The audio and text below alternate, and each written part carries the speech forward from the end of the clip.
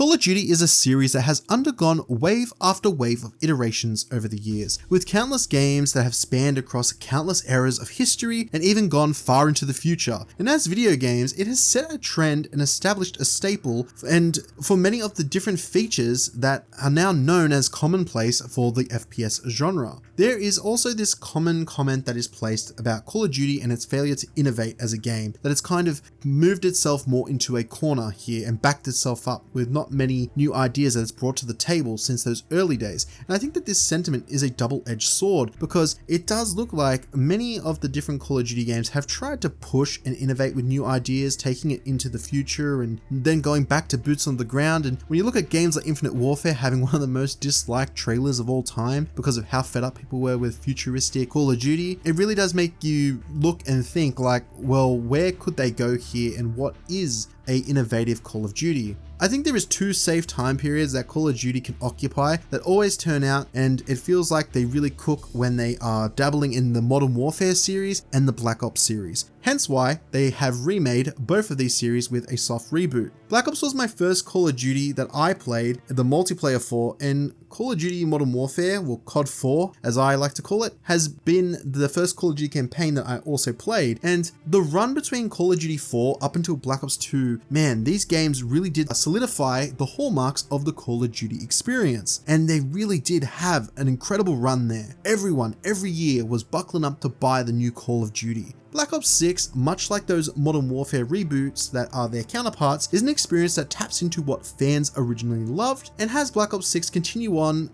the trail of where Call of Duty Cold War wrapped up. And it fits in that whole timeline with Black Ops 2, as that takes place in many different time periods. As a video game and a Call of Duty campaign, which I haven't played in years up until recently getting caught up on Cold War and Black Ops 6, I can say that this campaign has been trying some new things, and I think in a lot of ways, Call of Duty Black Ops 6 is a fresh and compelling Call of Duty campaign, especially for those who loved the original Black Ops games like Black Ops 1 and 2. It has an interesting range of level variation, new refined gunplay mechanics, and a story that may fumble in some respects, but I think overall hits the mark. It has this perfect blend of espionage, action, and this boots on the ground military level action that you know for Call of Duty. This Call of Duty campaign is awesome because I think it doesn't just tap into that Michael Bay set pieces of things just exploding in action and exhilarating adrenaline that makes a Call of Duty campaign fun. And I feel like in a lot of ways, Black Ops 6, it has that for sure, but it isn't necessarily just every single level, and those aren't the high points for me in this campaign. There's a lot of different variation and story beats that I think really tap into something different, and I think they've done an excellent job with this experience here, and Black Ops 6 is a very interesting campaign. And for the sake of this review, I'm purely just going to be covering the campaign, as I haven't played enough of the multiplayer or zombies to really give a full take on that. So I wanted to talk about just why I think that this campaign has been just a great experience all around and is a great jumping on point if you're someone like me who hasn't been playing Call of Duty for the past few years. So without further delay, let's get into my review for Call of Duty Black Ops 6. The story for Black Ops 6 takes place a few years after the events of Cold War's campaign, and is the first time that Call of Duty explores the political climate of the 90s and the conflicts that were entailed during that period. The story will see you in the shoes of William Case Cauldron, along with Troy Marshall and Jane Harrow, on an operation to extract the Iraqi Minister of Defense, Sayed Awali, and are confronted with a rogue paramilitary referred to as Pantheon, who will serve as the game's primary antagonist. The story for Black Ops 6 will slowly open up and see the return of many iconic characters, such as Black Ops badass Frank Woods and Cold War's hard-boiled Russell Adler. The story will see the team taking up shop in an abandoned mansion called The Rook and chasing down clues and mysteries behind a new bioweapon called the Cradle. The story will unfold in a similar format to the way that it did in Cold War, with the whiteboard having all these new missions pinned to them and slowly unfolding to the player. And there'll be some stuff to look around at the Rook, like some little hidden stuff there, and also some upgrades that you can take part in as well that will help you out in the field. There's some nice little dialogue conversations here as well that can be had with all the different comrades that you are working alongside, and it is really cool, and it takes a note from Cold War's book and doubles down on that. I don't want to spoil the reveals of this story, but I will say that the story dives into many of the interesting operative fantasies from espionage, heist, and then going full guns blazing with the typical set pieces and action beats that you would expect from a Call of Duty experience. There are some really interesting ideas that are explored here that I feel lead nowhere in this entry though, and I do feel that that can be a little disappointing. I mean, like the way that this game ends as well, and some of the conclusions and the way that the story wraps up, I did feel left me wanting a bit more, and I felt that the pacing was a little off at times. I think that the way this game concluded as well, and one thing that they throw at you in the end of the game, I'm like, this should have happened 2 or 3 missions ago.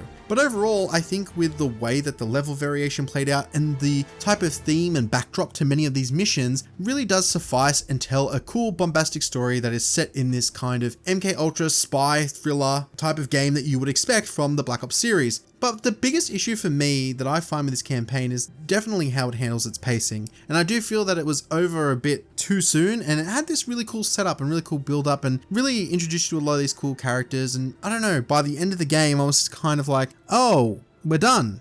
So I'm interested to see where they take this narrative in the future, and it definitely falls within that timeline of between Black Ops 1 and 2, and it's following that whole thread line there of that storyline. So I'm interested to see how they fill in and close out more of the gaps and where Black Ops 7 takes things. But overall, for a Call of Duty campaign, I do feel that Black Ops 6 does a good job, and many of the missions and characters that you meet, they were all really entertaining and they kept me engaged. And hey man, just being able to go on more adventures with Frank Woods and Adler was enough for me. But I guess pacing issues aside, this is definitely a good time and a really good Call of Duty campaign. It has all the hallmarks that make a fun Call of Duty campaign, from the stealthy missions to the action-packed ones, and it even has some new types of levels in there that are thrown in that really do deviate from the norm. And that's what I want to get into now with the level variation, because I really do think they have done a lot of interesting things with how they've structured these levels in Black Ops 6. So let's get into that.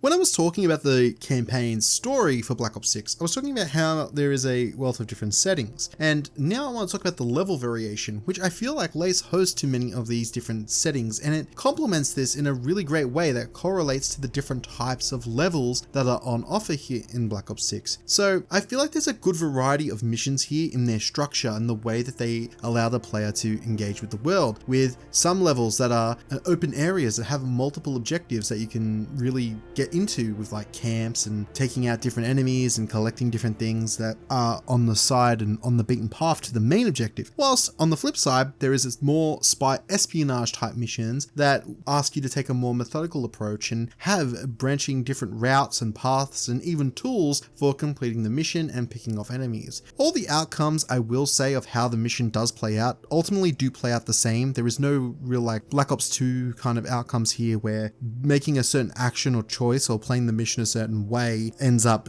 altering the timeline or the story. There is one definitive route here in Black Ops 6. So if you're looking for that, then you might be a bit disappointed. But for me, I think that this open-ended kind of playing the levels and having multiple ways of like tackling things, and it's nice and it's refreshing, I feel like. I haven't really kept up to date with much of Call of Duty games since Advanced Warfare. That was like the last one I properly played around its release. But I feel like, if I don't recall correctly, this is something that I haven't really seen too much of in more recent Call of Duties. And I think it's a great thing that they're doing this here with Black Ops 6. Whilst I would like to see the team return to their roots with the Black Ops 2 kind of open-ended choices, I do think that Black Ops 6 does offer a good kind of sandbox to complete these different missions, but I guess the one thing that leaves me wanting a bit more is the inconsequential nature of those outcomes, with no drastic changes to the story and how it plays out based on how you performed in that mission. But it is still neat and cool to see like these varying paths of how you can play the actual mission itself and the sandbox stuff, which is cool. One thing I will say that caught me off guard was this one particular mission in the campaign, which broke my preconceived conceptions of a COD campaign and had me asking myself, wait, this is Call of Duty? Yes, the mission Emergence was a huge standout for me in how it tasks the player with different like places to explore in this like facility and has you traversing through the use of a grapple hook, which instantly makes this level and the game just a few notches up in terms of points. And it's so badass. And it even has boss encounters and different variations and different bosses too. I was like, this is unreal. And it actually like caught me off guard with like how it made me like jump. It was awesome. The level feels like like a completely different game in many respects, and it is awesome to see like Raven really just tap into a lot of what they've done here. It was incredible. Like, I could tell that this was Raven working on this campaign with just the way they had these creative like designs and ways of approaching this level. And there's a bunch of these like trippy kind of parts in this campaign which are absolutely awesome, and man, I just want to see more of this and see them explore these like creative outlets more in the COD campaigns to come.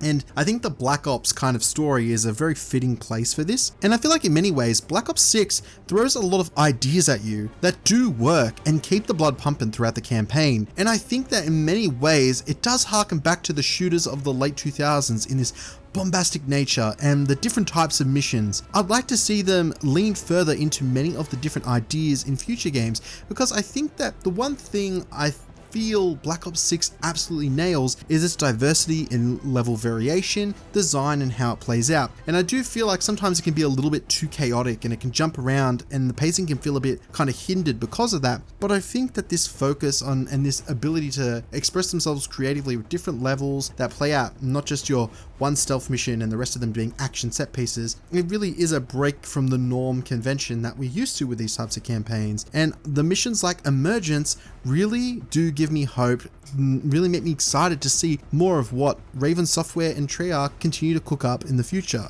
I feel like if they continue on this trajectory, there really could be something special and something of true gold around the corner that we talk about in the same vein as the likes of Titanfall 2.